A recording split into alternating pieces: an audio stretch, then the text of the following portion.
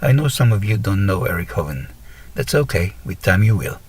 You do, however, know his father, Kent, and not only that, you are madly in love with him.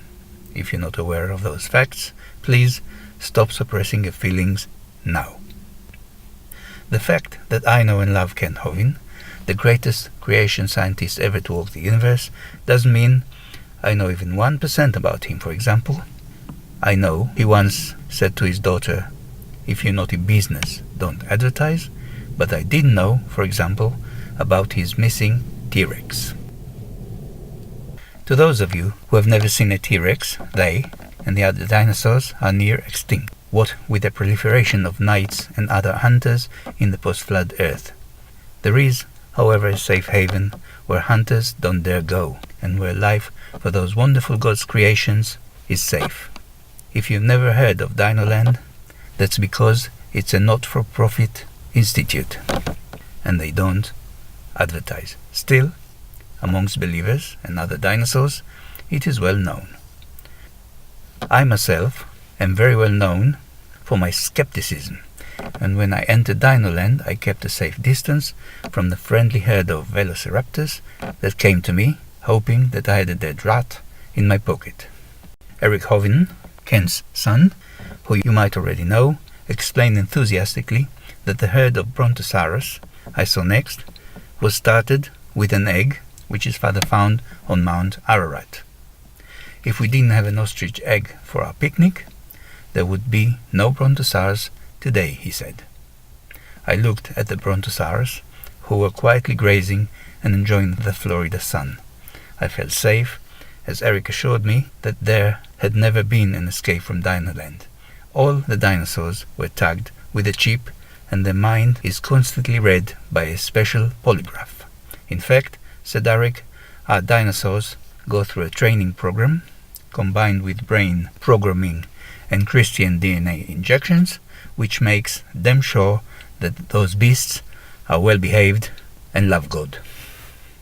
That was reassuring enough, and I proceeded with my group to the next exhibit. Please step this way, said Eric. Now, I know some of you are prone to being scared shitless.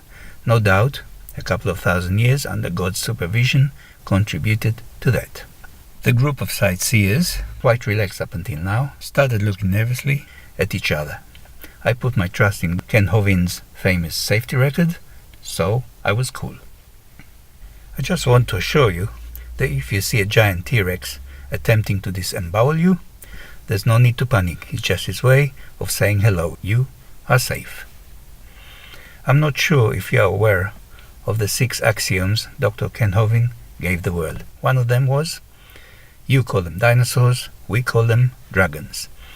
Dr. Hovind famously said that those wonderful beasts weren't killed by an imaginary asteroid, but were ill-suited for the conditions after the flood. Big and scary they were, fit for survival, hardly. For example, the T-Rex is not equipped to live next door to a round table full of brave knights.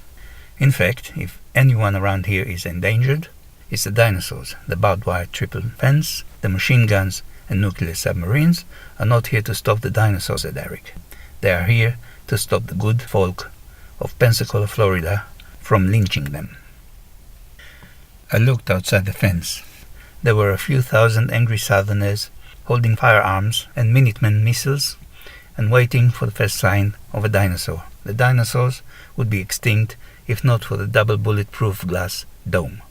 I would ignore them if I were you, said Eric. They will soon get bored and go kill some teachers in the nearest school. This way, please. We were facing the T-Rex cage.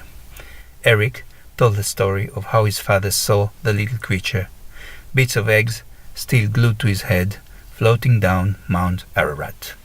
I might add that the Reverend Dr. Kent Hovind was part of Noah's engineering team. He was the male chimpanzee, if you must know. He brought the T-Rex to Pensacola, Florida, and raised him to be a fine, God-fearing dinosaur. Unfortunately, the T-Rex cage was empty. Dr. Hovind was there, looking untypically lost. Dad, said Eric, snap out of it. He can't be too far. Why don't we advertise around town, asking the good folk of Pensacola to be gentle with him? "Shut up, son," said Eric. "We don't advertise. We're not a business." But then we had a nuclear bomb explode, and that's how the T-Rex became extinct. Creation science, however, can withstand any kind of explosions.